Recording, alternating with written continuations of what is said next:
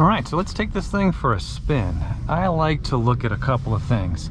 Handling at low and high speeds, acceleration from a stead stop and while moving, and then also cabin noise. So let's go through those one at a time.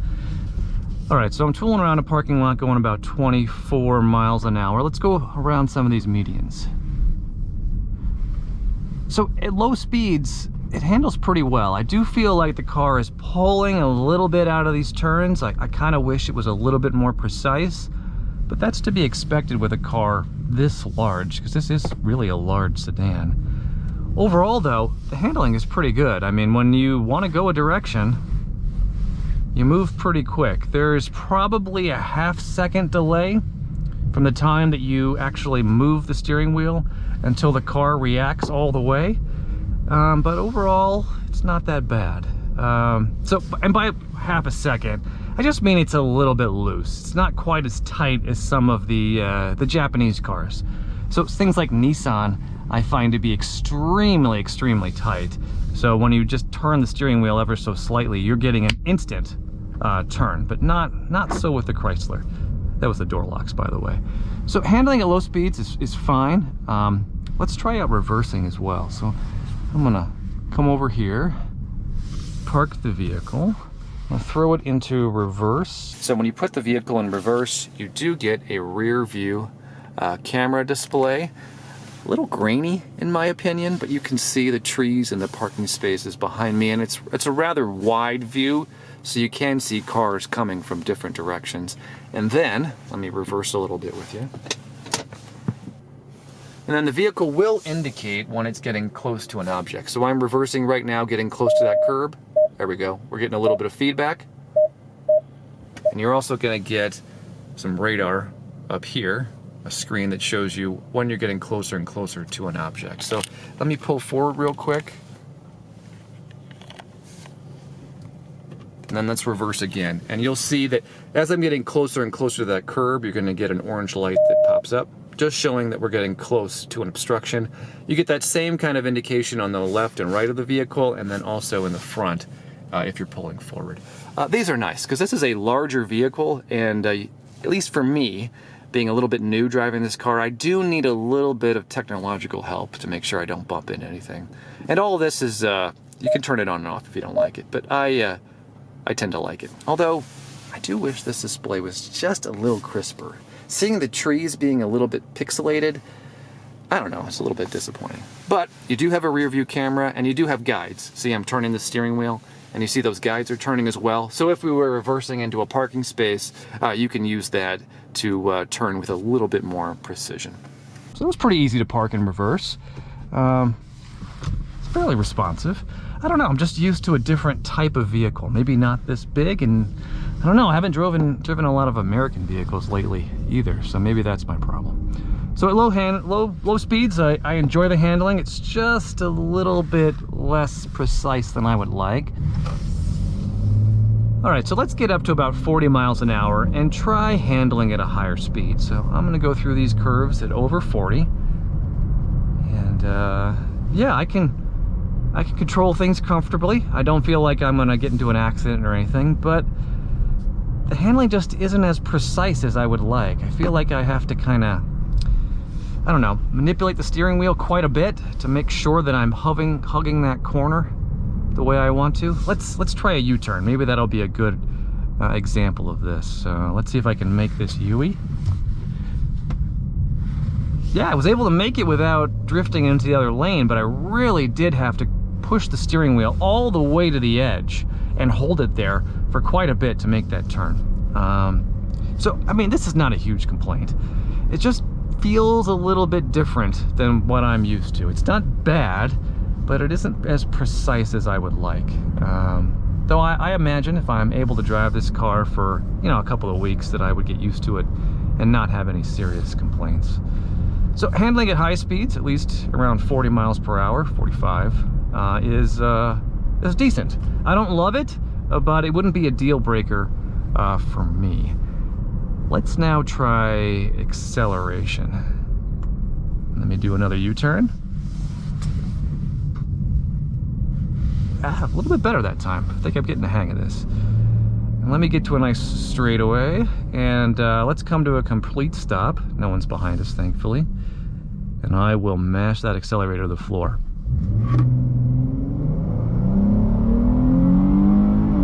All right, we hit 45 pretty quickly, and the engine sounds just fantastic. It's big and loud. That's what I want. Wasn't bad. I'm excited to take it on the highway, which I will do in a second. But before I do that, let's try accelerating while we're moving. So I'm at 40. I'm gonna slam down on the accelerator.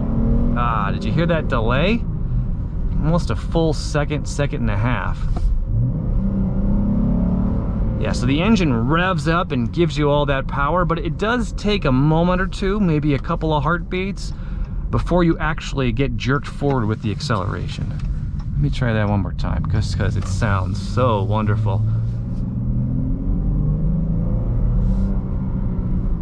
Good sounding engine. I mean, pretty good responsiveness. For a car this size, I don't expect it to be instantaneous acceleration. So I'm fairly happy with this. Oh, that sounds nice, doesn't it? While we're cruising along through here one more time, let's pause for a second. I'm gonna shut up for a second, is what I'm saying. And let's just take a brief moment to view the cabin noise.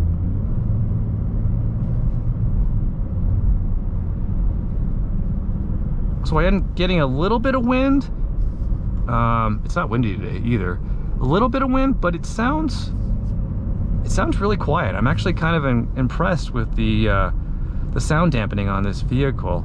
I can hear the engine, which is what I want, but I can't hear the traffic out here without really trying.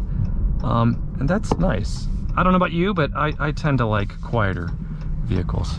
Let's do one more acceleration up this hill. Oh, that's so enjoyable. And now let's turn it on the radio and see what it sounds like going at about 50 miles an hour. Serving students who learn differently is helping students stay on track to earn their degree from home by enrolling in Beacon's Jumpstart virtual semester. All right, so that was at a sound level of 8, which is actually pretty low, and we're going 50 miles an hour. And I was able to easily hear the radio, which is wonderful, because I want to be able to hear what's being said over the entertainment without having to crank that volume up so high that it actually physically hurts to listen to. So far, driving this vehicle is quite fun. I'm enjoying it. Let's close things out by taking it out on the highway and getting it up to some really high speeds and seeing how it handles.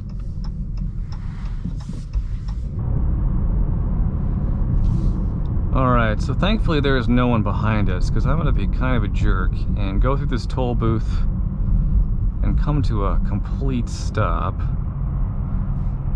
So there's a little bit of an incline, so not a fair acceleration test, but...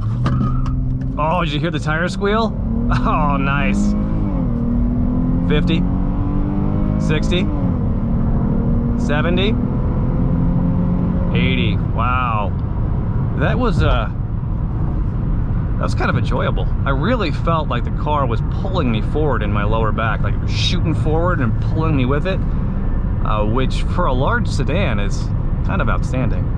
All right, now that we're going about 75 miles an hour, let's really test out handling a little bit. So I'm going to do some quick lane changes.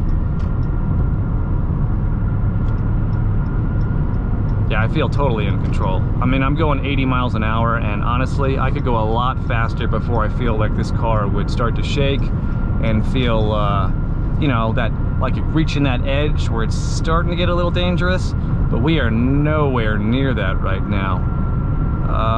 Another thing I want to try safely, hopefully, is get to this side. Let's brake a little bit aggressively. Yeah. That came down to about 55 pretty quick without any issues.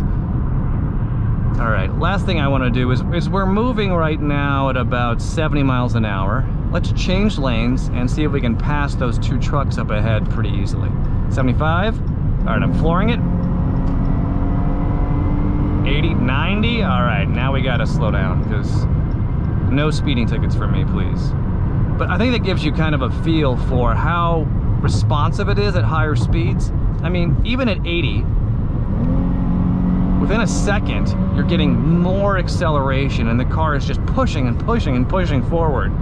I think getting to 100 in this thing would be effortless, which frankly is a little bit dangerous.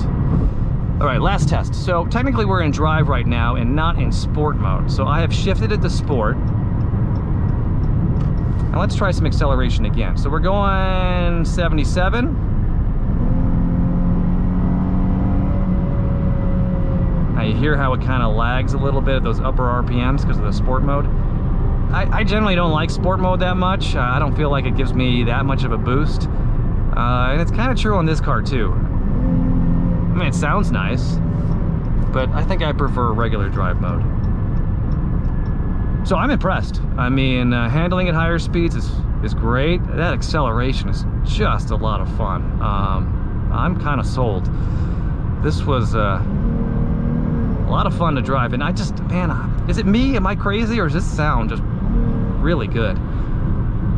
So that's pretty much it of the short test drive of the 2021 Chrysler 300S. Handling at low speeds was okay, in my opinion, but at higher speeds, this vehicle is a ton of fun to drive, and the acceleration is surprisingly good for a large four-door sedan like this. Anyway, that's it for now. I hope you join me next time when I do a full review of this vehicle. I'll see you then.